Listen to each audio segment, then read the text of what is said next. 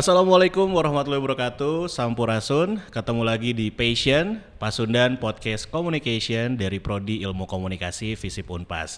Saya Muhammad Fazri Chandra atau kalian bisa panggil saya Zi Chandra. Kali ini akan membahas tentang fenomena Crazy Rich di Indonesia bersama dua narasumber kita. Kita mau kenalan dulu. Yang pertama ada Pak Fikri. Halo Pak. Halo. Apa kabar? Baik, alhamdulillah Pak Ji. Dan juga ada Bu Alma. Ibu apa kabar? Alhamdulillah baik. Nah, ini dua rekan-rekan saya ini tentunya akan membahas juga fenomena Crazy Rich di Indonesia yang kemarin ternyata kalau kita lihat ya, ini pengalaman saya dulu gitu.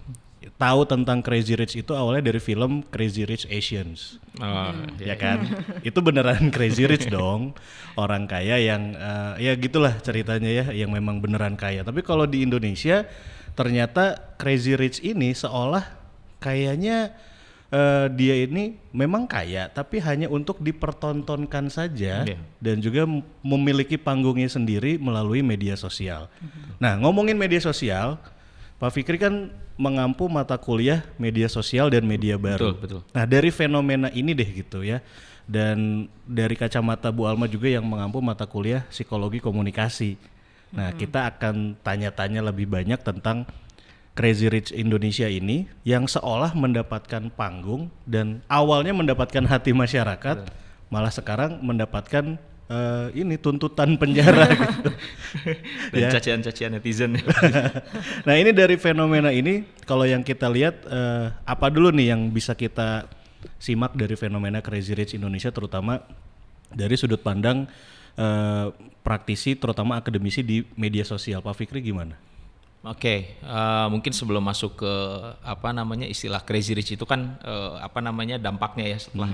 Jadi kita mungkin dimulai dari mungkin fenomena tradingnya dulu mungkin ya. Oh, oke. Ya, jenisnya jenis yang membuat dia ini bisa menjadi kaya. Betul. Gitu. Saya juga kalau asumsi saya lah ya gitu, mungkin banyak orang yang pertama kali mengenal Crazy Rich itu mungkin setelah boomingnya istilah trading, binary option dan lain-lain gitu ya, sepertinya kayak gitu. Jadi kalau misalkan kita lihat dulu dari tradingnya itu sebetulnya kan ada misleading gitulah ya, ada kesalahan penangkapan informasi yang ditangkap oleh masyarakat. Tentu juga yang pemahaman masyarakat yang salah itu juga bersumber dari informasi yang disampaikan oleh para si pelaku trader binary option ini gitu ya, yang seperti yang kita tahu yang sekarang lagi hangat diperbincangkan. Kita sebut nama aja atau inisial aja? Ya mungkin sudah tahu lah ya. Sudah tahu lah ya. Inisial IK dan DS juga saya rasa semua orang juga udah tahu ya. Nah, yang disampaikan oleh mereka ini informasi-informasi yang diberikan oleh mereka ini kan tentunya mereka butuh ruang untuk menyampaikan ini kan. Ruang yang mereka pergunakan ini adalah media sosial yang dimana ya kita tahulah semua rata-rata masyarakat Indonesia juga sudah aktivitas sehari-harinya sudah berada di lingkup media sosial yang sedikit banyaknya pasti kita terpalah oleh informasi itu. Mungkin ada yang mendalami informasinya, ada juga yang cuma sekedar tahu ada trading, ada ini gitu ya, ada Crazy Rich dan lain-lain. Mungkin ada yang hanya tahu permukaan, tapi ada juga mungkin yang mencoba mendalami informasinya. Nah, terkait dari trading ini kalau yang saya perhatikan memang para pihak-pihak yang disebut dengan afiliator ini yang kita kenal sekarang, istilah afiliator juga kayaknya istilah baru juga yang banyak kita tahu nih. Gara-gara mereka tertangkap kita tahu itu afiliator. Ini. Nah, ini sebenarnya istilahnya apa dalam dunia trading atau dunianya mereka lah gitu. Oke. Nah, tapi balik lagi sebelum ke afiliator ke tradingnya dulu nih. Nah, jadi di trading itu memang istilah yang sudah cukup lama sebetulnya ya. Ada di bukan hanya di dunia, di Indonesia sendiri pun sudah cukup lama sebetulnya aktivitas trading ini baik di bidang forex, emas dan lain-lain begitu ya. Nah, yang terjadi di binary option ini adalah kalau yang saya perhatikan adalah sebuah kesalahpahaman informasi atau entah itu disengaja atau tidak ya oleh pihak-pihak ini yang mendeskripsikan kepada masyarakat dengan dengan definisi yang salah begitu, yang kurang tepat lah begitu ya. Walaupun mereka dengan menggunakan istilah-istilah yang memang di dunia trading yang aslinya itu ada gitu ya. Ada beberapa contoh istilah yang sering mereka pakai di dunia trading seperti open posisi, saham, aset, cut loss, lalu kemudian apa namanya grafik, pergerakan grafik mata uang gitu ya. Yang kemudian juga kita ketika bermain di binary option itu juga apa namanya kita bisa memilih ada mata uang dolar, euro dolar gitu ya. Bahkan sampai cryptocurrency pun gitu ada ininya, ada tabel untuk kita bermain di situ. Yang sebetulnya ini sudah meleset dari pemahaman atau pengertian trading yang sesungguhnya. Karena kan kalau kita mengenal istilah trading kan dari kata trade itu kan ada pertukaran artinya. Pertukaran atau perdagangan. Perdagangan, ada perdagangan, ada pertukaran. Sementara di binary option ini sebetulnya tidak ada pertukaran atau perdagangan sebetulnya. Karena ketika orang bermain binary option itu tidak ada aset yang diperdagangkan sebetulnya. Gitu. Jadi orang-orang yang bermain di sana hanya mendepositkan uangnya lalu hanya sekedar menebak kira-kira dalam kurun waktu 1 menit atau kan itu bisa disetting ya, bisa 1 menit, bisa 5 menit. 1 menit ke depan ini harga dolar terhadap euro itu akan naik atau turun gitu. Oke, ya. tunggu. Ini mesti diluruskan. Misalnya nih, saya juga pernah trading, taruhlah di saham. Ketika kita membeli saham, ya taruhlah yang gede aja ya saya sebutin BBCA gitu. Itu kan ada surat kontrak pembelian sahamnya. Di binary option tidak ada. Nah, kalau di binary option yang saya tahu memang tidak ada aset sama sekali yang diperoleh oleh si tradernya itu dalam tanda kutip yang mereka bermain. Jadi mereka hanya mendepositkan uangnya di situ, lalu kemudian tinggal melihat chart dan lalu menebak kira-kira dalam 1 menit ke depan pergerakan harga ya tergantung pasarnya ya. Kalau misalkan mereka memilih dolar terhadap euro gitu, 1 menit ke depan naik atau turun gitu. Kita tinggal menebak aja gitu. Karena memang dari istilahnya aja kan binary option berarti kita memiliki opsi dari 2 pilihan. Binary itu kan 2 ya. Jadi kita tinggal memilih opsi antara itu naik atau turun gitu. Hanya sebatas itu aja sebetulnya. Ya. Nah, yang sebetulnya di dunia trading pada aslinya kan tidak seperti itu. Ya.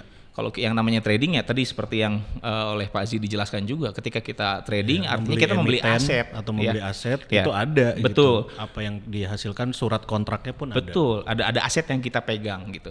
Yang ketika kita aset itu turun ya kita bisa jual, kita tidak kehilangan uang. Memang rugi tapi tidak hilang uang begitu ya. Dan kalaupun naik kita akan untung dan keuntungan dan kerugiannya pun tidak sebesar yang ditawarkan di binary option gitu Pak Zia. Kalau di binary option kan kita keuntungannya dijanjikan 70%, 80% gitu ya. Saham apa yang bisa menawarkan keuntungan sebesar itu dalam waktu 1 menit gitu ya. Nah, itu dari istilah trading yang banyak kesalahan informasi yang ditangkap sama masyarakat gitu. Karena memang ini asumsi saya saja memang kemungkinan sih itu memang sudah direncanakan untuk dibuat informasi itu salah ditangkap oleh publik begitu ya. Lalu kemudian masuk ke media sosialnya mungkin ya, dari istilah trading tadi ke media sosial. Nah, bagaimana peran media sosial dalam pada akhirnya terwujudlah fenomena seperti yang kita sekarang tahu ini ya, tentang crazy rich trading, binary option dan lain-lain. Para pelaku dari trader tadi ya, yang sekarang sudah jadi tersangka tadi, Ika dan DS tadi, mereka itu menggunakan media sosial sebagai tempat untuk menyebarkan informasinya. Memang tidak secara eksplisit mereka mengajak, ayo gabung sama kami, kita main trading bareng-bareng, masuk ke linknya. Memang tidak secara eksplisit mereka membicarakan itu. Tapi mereka di dalam konten-kontennya itu adalah istilah mungkin yang baru lagi banyak orang tahu lagi, flexing tadi, gitu ya, memamerkan kekayaan gitu. Kekayaan yang bukan kekayaan yang biasa-biasa, bukan hanya sekedar pamer handphone atau bukan, tapi ini benar-benar kalau mobil pun mobilnya supercar begitu ya, rumah-rumah yang mewah belasan miliar gitu ya, bahkan uang dolar menumpuk di mana-mana. Dan orang biasa untuk mendapatkan itu mungkin dia pertama antara mimpi, kedua memang harus kerja keras. Betul. Gitu. Ya kan?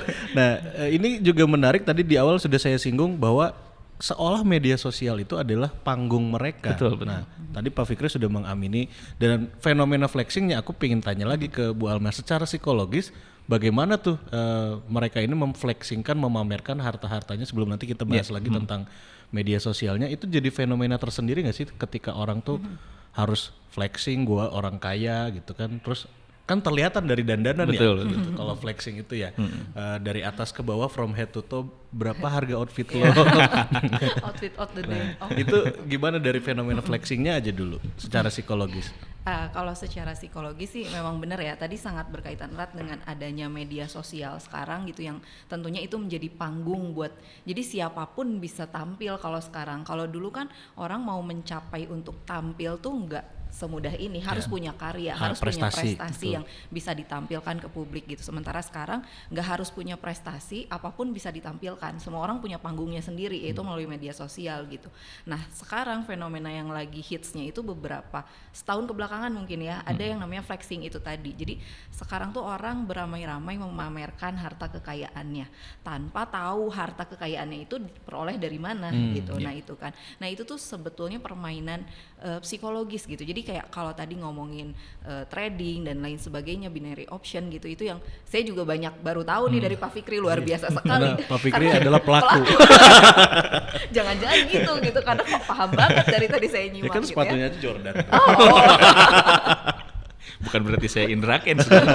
Tapi karena kerja. Bentuk fleksinya juga. Nah gitu, jadi itu tadi gitu ya, ketika ngebahas soal trading, binary option gitu, itu kan menjadi salah satu pilihan orang untuk akhirnya bisa mencapai apa yang diinginkan ya, karena melihat dari media sosial adanya flexing tadi gitu. Karena gini, kalau misalnya dalam dunia bisnis, kebetulan kemarin juga saya sering ketemu sama orang dan bahasannya ini lagi gitu, karena memang lagi hype-nya ini gitu ya, tentang siapa tadi, DS dan Ika ini gitu ya, Crazy Rich gitu ya. Nah kalau di dunia bisnis itu kan untuk kita mendapatkan klien itu biasanya ada 4 tahapan yang dilalui gitu ya. Misalnya kita building trust dulu, kemudian building need gitu, kemudian give a solution, sampai akhirnya kita sell the point atau sell the conclusionnya seperti apa dalam kita memberikan atau menjual suatu produk atau jasa atau apapun itu gitu. Nah ketika masuk pada ranah yang sekarang dibahas gitu ya, kalau misalnya ada dulu setahun sebelum adanya Crazy Rich gini kan ramai juga penipuan yang misalnya tiba-tiba dapat SMS tolong tebus anak kamu misalnya yang Mamah minta pulsa. minta pulsa betul. kayak gitu. Nah mereka itu mengcombine 3 hal yang tadi itu, yang building trust, building need, kemudian give a solutionnya itu dengan time limit gitu, dengan batas waktu betul. gitu ya. Jadi itu kan permainan psikologis gitu. Orang tahu bagaimana caranya memainkan psikologi seseorang sehingga akhirnya orang mau memberikan uangnya secara cuma-cuma karena dia ya itu tadi time limit itu yang orang udah nggak bisa mikir lagi, akhirnya ya udah oke gitu ya, gue beri nih, kasih nih uang gitu ya. Nah dengan adanya yang sekarang Crazy Rich ini 3 hal tadi, kalau penipuan itu pakai time limit, kalau mereka ini pakai flexing gitu. Nah melalui apa? Melalui media sosial gitu. Media sosial ini perantara mereka untuk tampil gitu. Karena gini, ketika seseorang memamerkan harta kekayaan, ya siapa sih orang yang nggak mau kaya gitu. Kita juga kerja capek-capek kan tujuannya untuk punya apa yang kita inginkan gitu ya. Karena kan pasti setiap orang punya kebutuhan dan keinginan gitu, dan itu harus dipenuhi kalau kita bisa, supaya kita bisa merasa puas gitu. Dan kemudian kita melihat adanya media sosial ini, kita melihat orang tuh kan memunculkan kecemburuan sosial gitu ya. Jangankan di kalangan crazy rich gitu, kita aja sama teman-teman circle gitu kadang kan saling gue pernah kesini, gue juga mau kesini, terus membandingkan gitu. atau Akhirnya, kalau di teori Maslow aktualisasi diri. nah gitu, itu nanti berkaitan juga gitu, karena memang seperti itu gitu. Nah apalagi yang dilihatnya ini crazy rich-nya itu, dan si crazy rich ini juga, ini kan kalau setelah ditelusuri kok dia bisa dapetin nominal yang begitu besar gitu ya.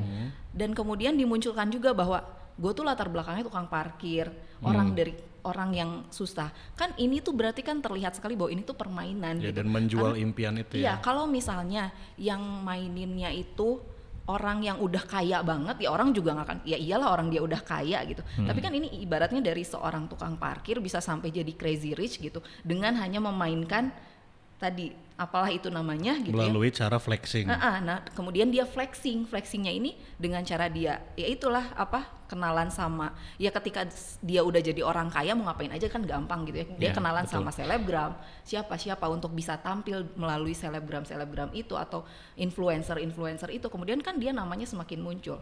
Nah akhirnya orang jadi semakin percaya dengan semakin ya tadi flexing ini benar-benar mempengaruhi orang untuk bisa ikut itu. Nah kemudian ketika orang mau ikut itu, ya inilah permainan aplikasi gitu, yang mereka akhirnya memainkan psikologis orang untuk ikut terus sampai akhirnya uangnya hilang dan lain sebagainya. Padahal dengan cara flexing nih ya, itu tuh ketika kita punya kekayaan, ya saya mah cuma takut satu hal gitu, Dirjen Pajak ya.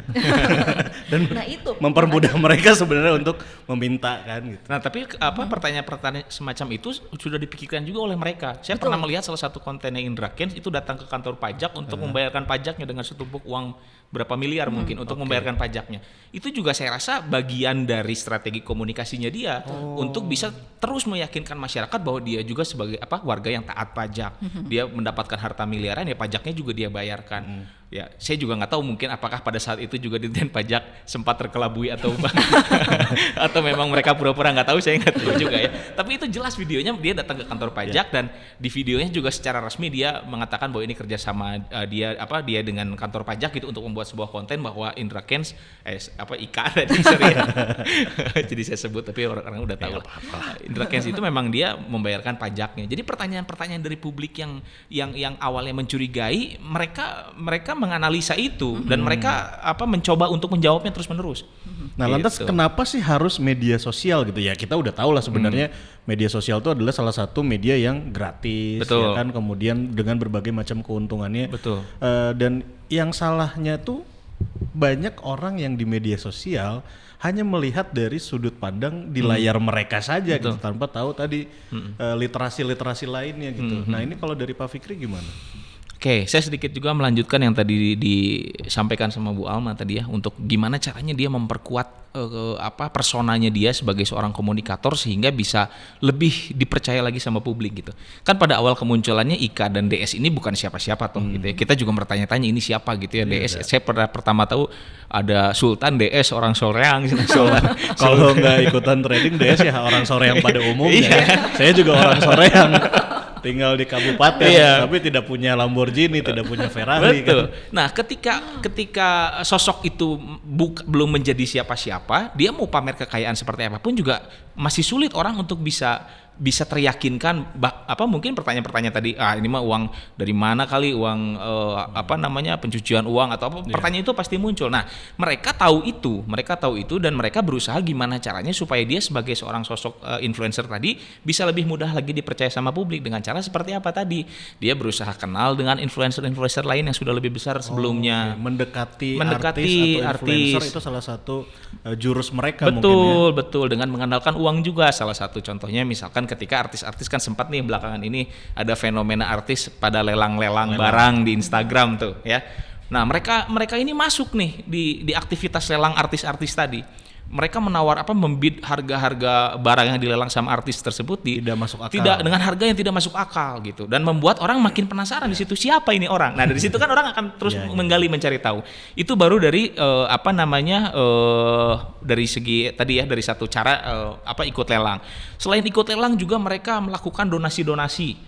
Ya, donasi-donasi ke influencer-influencer lagi yang namanya sudah besar. Salah satunya Reza Arab mungkin ya. Reza Arab dia lagi main game tengah malam, ya memang aktivitas dia kan kontennya begitu ya. Main game aja tengah malam gitu. Tapi kenapa harus random? Reza Arab, kan masih ada gamer-gamer lain ya. Yanto Saha gitu ya. Ya itu tadi. Karena si DS tadi tahu persis ini Reza Arab itu exposure-nya lagi luar biasa besar. Apapun yang diomongin sama Reza Arab, anak-anak muda tuh ngikutin. Ibaratnya gitu. Nah, ketika Reza Arab bikin konten gitu ya, tiba-tiba Doni Salmanan tadi dia nonton lalu mendonasikan uang jumlah 1 miliar secara tiba-tiba gitu ya. Terus kan nggak mungkin konten itu nggak dikontenin sama Reza Arab dong. Nah, otomatis exposure Reza Arab si Doni Salmanan tadi nebeng ke exposure dia dengan uang yang dia keluarkan. Ada kemarin yang baru diperiksa Rizky Febian menjual dia tuh buka kafe, bikin donasi lewat minumannya 2 cup dihargain ratusan juta. Padahal kan kalau kita beli boba cuma 18.000 ya, 20.000. Ini 400 juta. Boba pakai apa? Pakai emas. Nah, nilai yang fantastis itu dia keluarkan tujuannya untuk apa? Kan nggak mungkin untuk beli barangnya, value-nya kan nggak segitu.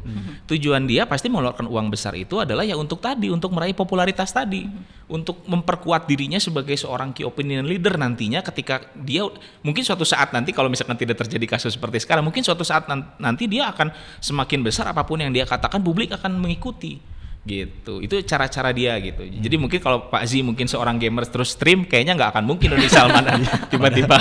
Padahal saya mau disawer 1 miliar. Gitu. Padahal sesama orang Soreang. Walaupun harus ke Bareskrim kan.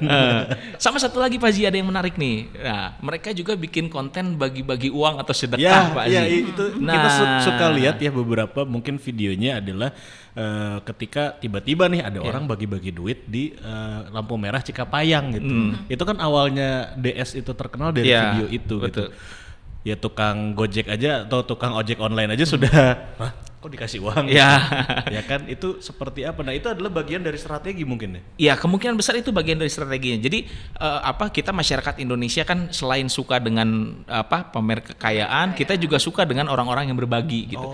Kita cenderung suka respect kita tuh muncul ketika melihat orang yang wah dia ternyata dermawan ya gitu, bagi-bagi uang di jalan dan lain-lain. Itu juga usaha-usaha untuk menarik minat kita kepada dia gitu untuk mendengar apa yang diomongkan. Lalu juga kalau kita tarik lagi lebih dalam dari sisi religius atau keimanan gitu ya, kita juga akan menilai bahwa wah Doni Salmanan itu ternyata soleh orangnya ya gitu, ingat sama warga sekitar, sering berbagi dan lain-lain. Gitu. Nah tapi mungkin Bu Ala bisa menambahkan nih dari segi psikologis bagi-bagi uang tuh. Psikologis itu kan tuh? tadi berbeda dengan flexing. Ya beda. Kalau flexing memamerkan harta, tapi ini ya sedekah tapi dipamerin lah. Iya. Ini gimana? Ya sebenarnya kalau melihat dari kacamata positif ya, maksudnya kan pasti setiap hal itu ada positif ada negatifnya gitu ya. Nah positifnya salah satunya itu dengan dia bisa memberikan rezeki untuk orang yang tidak mampu gitu ya, kemudian juga memotivasi orang yang ingin ingin kaya gitu. Tapi kalau misalnya orang itu akhirnya termotivasi dengan cara yang baik ya artinya dia bagus, positif. Tapi kan banyaknya juga negatif akhirnya. Jadi orang juga ya itu ikutan trading online ya, kemudian juga orang juga jadi ingin flexing juga gitu kan. Hal-hal itu yang menjadi negatif gitu. Tapi memang orang ini tuh orang-orang yang gemar melakukan flexing ini gitu ya. Biasanya tuh mereka memang merasa bahwa orang suka dengan apa yang dia tampilkan gitu. Jadi dia merasa bahwa orang akan terkesan dengan cara dia memamerkan kekayaan gitu ya. Nah, akhirnya memunculkan dia jadi orang yang bragging namanya. Bragging itu jadi orang yang senang membual gitu. Apapun yang dia tampilkan gitu.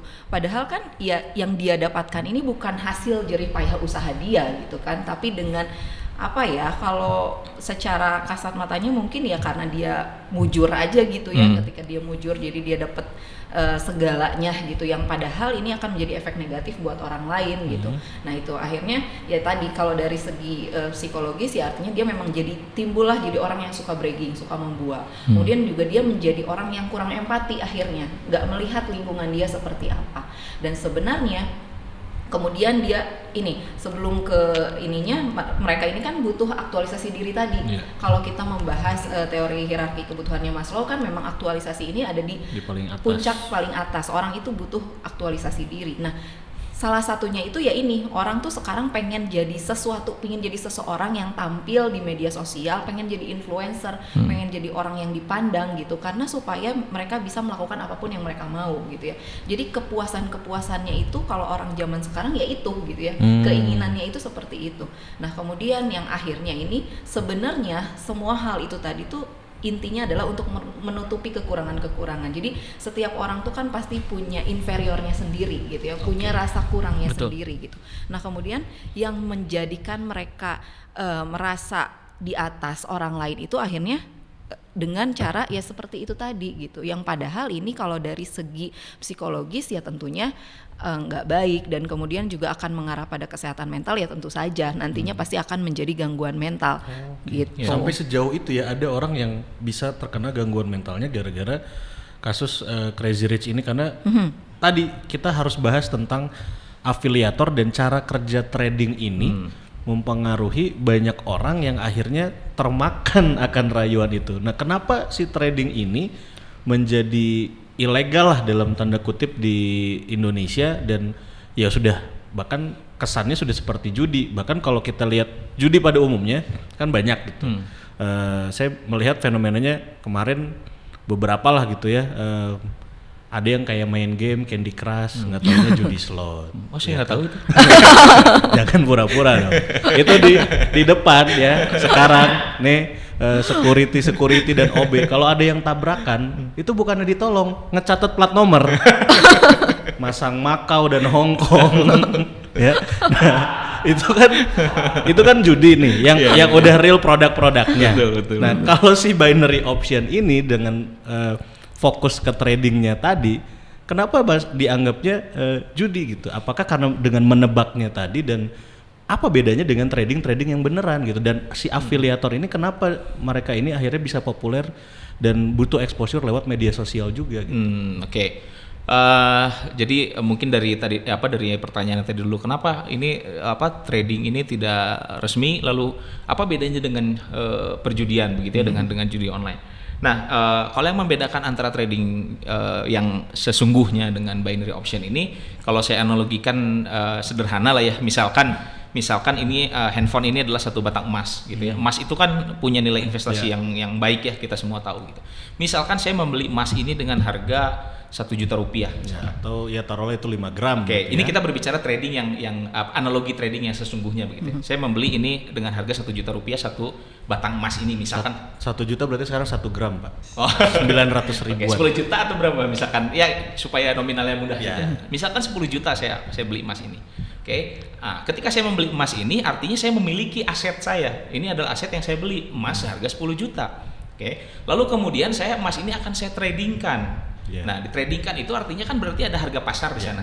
Diperdagangkan. Nah, di harga pasar itu emas itu kan bisa naik, bisa turun. Yeah, bahkan kalau beli emas beneran ada harga jual, ada harga beli. Betul, ada harga jual, ada harga beli. Artinya emas sebagai sebuah aset ini dimiliki oleh saya ketika saya mengeluarkan uang untuk investasi di emas, ya.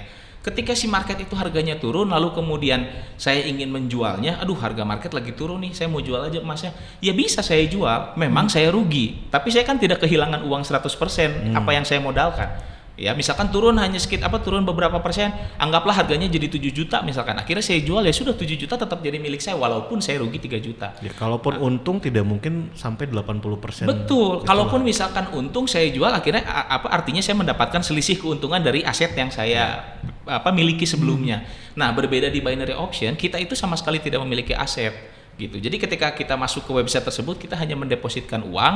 Ketika kita menebak tadi harga nilai market itu naik atau turun, kita tidak punya apa-apa sebetulnya, hanya menebak saja. Kalau saya analogikan lagi, saya beli emas tadi, lalu saya punya asetnya, saya tinggal menunggu market, kalau naik saya jual, kalau turun ya lihat kondisi nanti mau dijual atau enggak, butuh duit atau enggak gitu misalkan.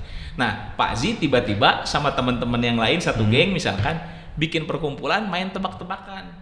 Oh, gitu. iya. Kita nebak yuk harga emas Pak Fikri yang kemarin dibeli. Naik apa turun? Besok naik atau turun? Nah, 1 menit ke depan harganya bakal naik Terus atau turun. saya kumpulin, saya afiliator. Ya. Yuk deposit ke saya. Deposit ke Pak Zi. Depo, ya bahasanya kan gitu kan. Gitu. Orang-orang yang di perkumpulan Pak Zi, bahkan Pak Zi sendiri pun nggak punya asetnya, yang punya asetnya saya, misalkan gitu. Dibikinlah tebak-tebakan, ini asetnya harga emasnya naik atau turun gitu. Jadi hanya sebatas itu saja sebetulnya dari binary option itu, hanya menebak harga ini naik atau turun. Itu pun kalau benar misalkan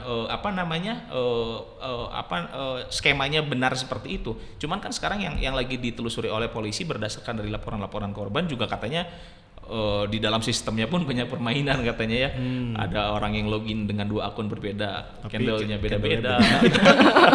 Ini jadi pertanyaan loh, mereka akhirnya memanipulasikan si tampilan-tampilan softwarenya dengan tampilan-tampilan yang real yang ada di trading. Nah, betul. Ada candle-nya, ya. ada metode scalping, betul. Dan juga analisa dan lain sebagainya. Betul. Bahkan berita-berita saham ada di aplikasinya. Betul. Karena saya udah main demonya.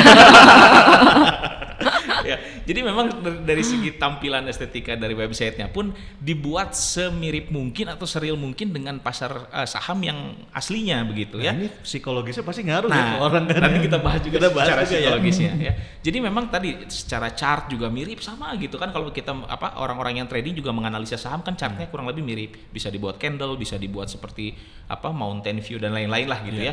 Lalu juga istilah-istilahnya leverage, cut loss, analisa market, ya open posisi, itu kan semua istilah-istilah yang digunakan di dunia trading yang sesungguhnya, cuman artinya aja yang agak digeser sedikit oleh mereka gitu ya. Jadi intinya itu merupakan rangkaian usaha-usaha mereka untuk bisa untuk bisa menanamkan ke kita bahwa jadi malah banyak orang-orang yang tadinya nggak ngerti trading jadi tahu trading tapi dalam pengertian yang salah gitu.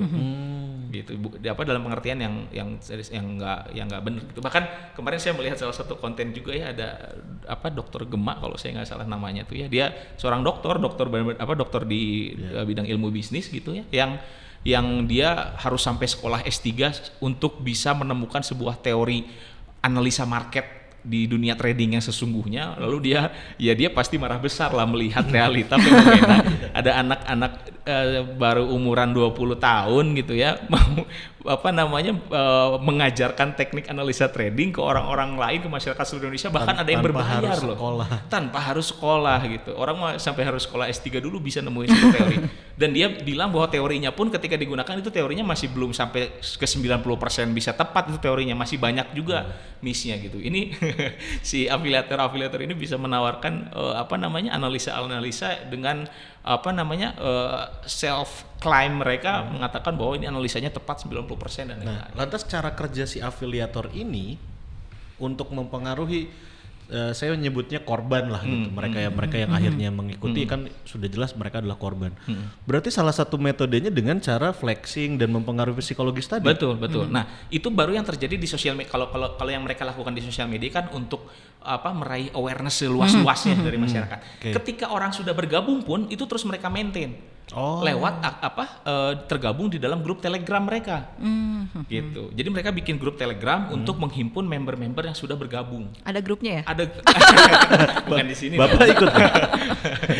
Ini dari hasil riset aja. Kok tahu banyak sih? Bahkan ada grupnya, ada grup Telegramnya, orang-orang masuk di situ dan di-maintain sama mereka terus, analisa terus diajarkan, diberikan motivasi gitu ya, layaknya seorang motivator gitu ya. Kalau orang yang kalah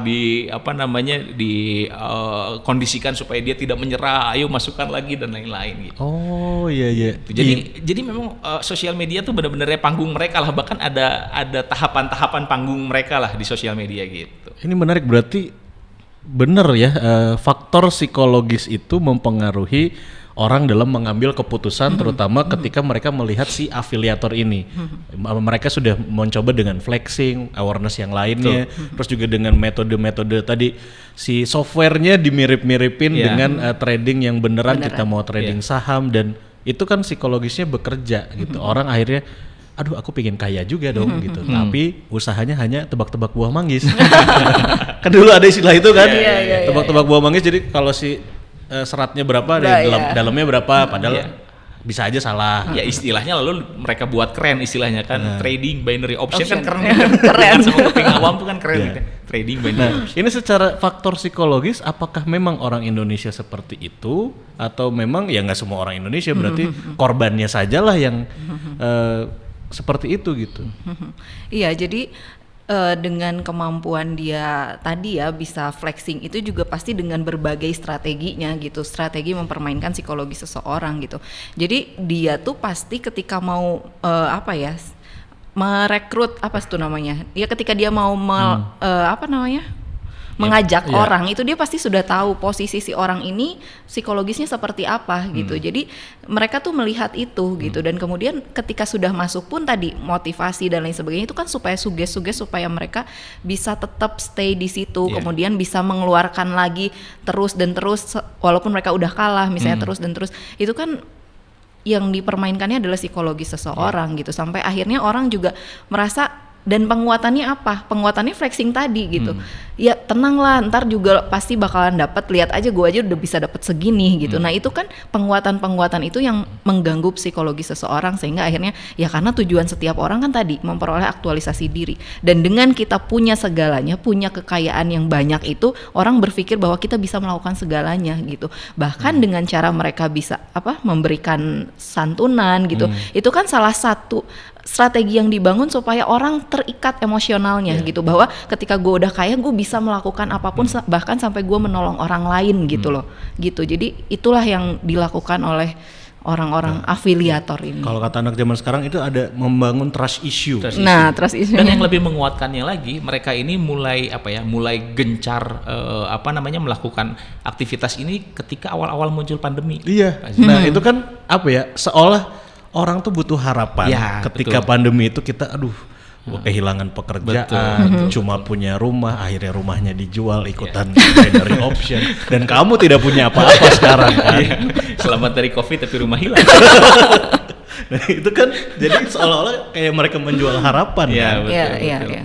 Seolah menjual harapan gitu. Nah, lalu juga kemudian seiring berjalannya waktu, sebetulnya banyak juga pihak-pihak yang sudah mulai mencurigai lagi. Ini uang sebesar ini datang dalam waktu yang cepat, rasanya banyak ada keganjilan. Itu sudah mulai banyak sebetulnya sebelum ini. Pertanyaan-pertanyaan khalayak semacam itu. Nah, mereka juga berusaha lagi menjawabnya untuk apa? Untuk membuka bisnis baru. Membuka lahan bisnis baru, lini bisnis baru. Mereka coba agak keluar sedikit dari trading untuk menampilkan persona mereka. Mereka itu adalah sekarang bukan hanya trading tapi mereka bisnismen. Gitu. Mereka Ika tadi dia menceritakan bahwa dia punya beberapa usaha juga di Medan gitu ya, punya beberapa perusahaan. DS juga kita tahu juga di Bandung juga dia banyak menjalin kerjasama dengan beberapa brand, sempat bikin liquid juga Pak Ji itu. Pernah beli ya? Sampai bikin liquid. Indra Kents juga dia membeli saham dari salah satu perusahaan startup ada namanya Depatu gitu ya. Jadi itu salah satu marketplace untuk jual beli barang-barang fashion lah gitu. Dia jadi dia beli juga sahamnya di situ. Jadi ingin seolah menggeserkan juga atau menjawab pertanyaan keraguan masyarakat terkait ini uang dapat dari mana sih gitu. Mereka ingin berusaha menjawab bahwa kita bukan cuma trading doang, tapi kita juga punya bisnis yang lain, seolah-olah seperti itu. Ini menarik loh bahasannya. Berarti saya pengen mengaitkan mungkin dengan keilmuan kita. Kalau di mata kuliahnya Pak Fikri ada media sosial dan media baru yang mungkin tadi sudah banyak dibahas. Di Bu Alma juga kalau di komunikasi kita ada psikologi komunikasi. Lantas kaitannya kalau dengan mata kuliah itu fenomena ini sebenarnya apa yang kita bisa tarik dan juga bisa kita pelajari buat teman-teman mahasiswa ilmu komunikasi FISIP Unpas nih? Dari media sosial dulu mungkin. Ya. Kalau dikaitkan ya jelas ini dari awal pembahasan juga ini sudah bisa ditangkap bahwa ini memang sangat berkaitan ya, karena tadi media sosial ini jadi panggungnya mereka. Lalu juga tidak mungkin bisa mendapatkan banyak korban dalam tanda kutip di kasus ini kalau tidak ada media sosial. Saya rasa juga nggak akan mungkin terjadi. Orang-orang nggak akan dapat informasi ini dari mana gitu ya, lewat media sosial. Mereka meyakinkan orang lewat media sosial. Mereka membuat flexing dan segala macamnya juga mereka upload itu di media sosial. Lalu media sosial yang mereka gunakan juga berbagai macam platform lah gitu ya. Dari mulai di YouTube mereka bikin konten, di Instagram mereka punya, di TikTok mereka main, sampai yang udah terlibat juga mereka masukkan juga di aplikasi-aplikasi chat begitu ya, di Telegram dibikin grupnya. Jadi artinya memang keterkaitannya dari media sosial ini adalah bahwa kita sebagai masyarakat di digital begitu hari ini ya, yang ke dalam keseharian kita udah rasanya sulit untuk lepas dari sosial media ya.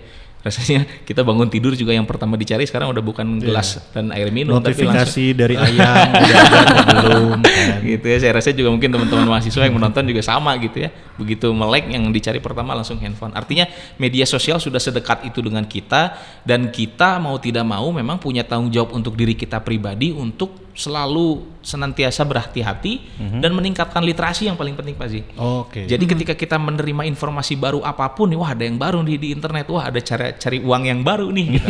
Nah, usahakan kita untuk terus menerus untuk meriset terlebih dahulu. Gitu. Karena ya itu tadi, media sosial di balik segudang sisi positifnya tentu negatifnya juga di belakang itu sangat banyak begitu. Ya, apalagi kalau kita kaitkan juga gitu ya di media sosial, dan mungkin ada beberapa pertanyaan kritis bahkan kemarin yang sempat diceritakan sama Pak Fikri dari mahasiswa. Berarti siapa yang salah dong dari kasus-kasus ini? Apakah afiliatornya atau yang memiliki platformnya gitu? Kira-kira yang bisa kita tarik siapa sebenarnya yang salah, atau masyarakatnya yang tadi kurang literasi? Kalau misalkan sekarang dinilai siapa yang salah, yang paling pertama perlu dibahas salah ya jelas pelakunya, karena polisi secara hukum pun mereka sudah dinyatakan bersalah begitu ya, karena dengan jadinya tersangka jelas mereka salah karena terjerat undang-undang ITE juga kan, mereka menyebarkan informasi palsu gitu ya, penyebaran informasi bohong, pembohongan publik lah bisa dikatakan seperti itu. Itu dari sisi afiliatornya. Dari sisi kita sebagai masyarakatnya pun kalau misalkan dikatakan kita salah nggak sih? Ya bisa dikatakan salah juga. Salahnya itu adalah ya kita pertama tidak berhati-hati, yang kedua mungkin kita kurang minim literasi gitu. Andaikan misalkan seluruh masyarakat bisa menggali lagi lebih dalam terkait dengan dunia trading sebelum mereka memutuskan untuk mendepositkan uangnya, mungkin mereka bisa tercerahkan. Karena memang kalau saya perhatikan di YouTube lah tentunya khususnya ya, sebelum ramainya kasus afiliator ini, sebetulnya di luar negeri pun banyak pemahaman dan edukasi tentang trading itu sebetulnya udah banyak. Sebetulnya udah banyak yang bahas, udah banyak yang mengingatkan hati-hati investasi bodong tuh udah banyak dari beberapa tahun yang lalu gitu. Cuman ya itu tadi mungkin secara psikologis tadi ya, karena kita diberi batasan waktu tadi Bu Alma ya, kita terbatas oleh waktu gitu. Terus kalau pernah ingat dulu kan ada juga investasi yang mungkin sama seperti ini, tapi dengan janjinya adalah umroh. Ya. Ya, malah jual agama gitu. Ya Kan cuma sekarang bedanya ya memamerkan kekayaan tadi. Iya, betul. Itu dari kacamata Pak Fikri dengan kaitannya media sosial dan media baru. Tapi kalau dari sisi psikologisnya, saya ingin nanya ke Bu Alma tentang psikologi komunikasi. Berarti dengan tidak langsung ya secara eksplisit gitu, orang di Indonesia pingin cepat kaya tanpa usaha atau korban-korban ini. Mereka juga usaha Pak. Usaha. Ya kan komputer udah begadang, nggak taunya kena tipu kan. Nah ini dari psikologinya gimana? Iya, dari segi psikologisnya ya memang itu tadi ya, setiap orang memang punya kebutuhan, punya need-nya tersendiri, terutama mereka mengharapkan aktualisasi diri atau eksistensi diri gitu ya. Nah yang zaman sekarang ini orang banyak melihat adanya media sosial gitu, makanya tadi betul kata Pak Fikri, memang terus perlu adanya literasi, dan mungkin salah satunya tugas kita bersama sebagai akademisi gitu ya, untuk terus memberikan literasi minimal pada mahasiswa kita dan ya sebisa mungkin kepada masyarakat luas gitu tentang adanya media sosial ini harus seperti apa gitu ya, dan karena memang ya ini akan mempengaruhi psikologi seseorang gitu. Kalau misalnya kita tidak kuat secara mental menghadapi adanya media sosial, apa-apa yang terjadi pada media sosial gitu. Nah inilah yang akan karena semua yang dilakukan orang melalui media sosial itu adalah bentuk komunikasi gitu. Bahkan flexing itu sendiri juga adalah suatu bentuk personal branding yang pasti kita semua belajar di komunikasi gitu ya. Bagaimana kita menampilkan siapa diri kita, citra diri kita, ya salah satunya dengan tadi gitu, itu melalui media sosial gitu. Nah itu tadi, jadi diharapkan kalau sama orang-orang gimana sih caranya supaya kita bisa terhindar dari flexing gitu ya. Ya minimal kita bisa mengkontrol diri kita sendiri, kemudian juga kita bisa mengatur ekspektasi kita gitu. Jadi tahu porsinya, kita bisa sejauh mana, apa yang bisa kita lakukan dan apa yang tidak bisa kita lakukan. Terus juga kita juga pahami potensi diri kita. Jadi coba kembangin karya. Media sosial ini silahkan pergunakan untuk kamu menampilkan karya kamu gitu, bukan sekedar apa yang bisa kamu pamerkan gitu, tapi berisi gitu. Ada isinya apa, yaitu karya gitu. Apa yang bisa kamu kembangkan di situ. Kemudian juga berusaha untuk selalu berempati sama orang-orang yang ada di sekitar, minimal circle kita gitu yang kelihatan sama kita. Kemudian juga jangan lupa untuk selalu bersyukur, karena kadang orang seperti itu gitu. Kadang orang lupa dengan apa yang seharusnya gitu. Bersyukur dengan apapun yang kamu punya sekarang gitu. Tuh, jangan lupa bersyukur, jangan kebanyakan insecure. Nah, ubah insecure menjadi bersyukur. Tapi dari Pak Fikri mungkin ada yang pingin disimpulkan dari obrolan kita kali ini. Barangkali ada pesan-pesan juga terutama buat teman-teman mahasiswa ya yang sudah kadung terjebak dengan binary option, atau rekan-rekan kita juga sesama dosen gitu.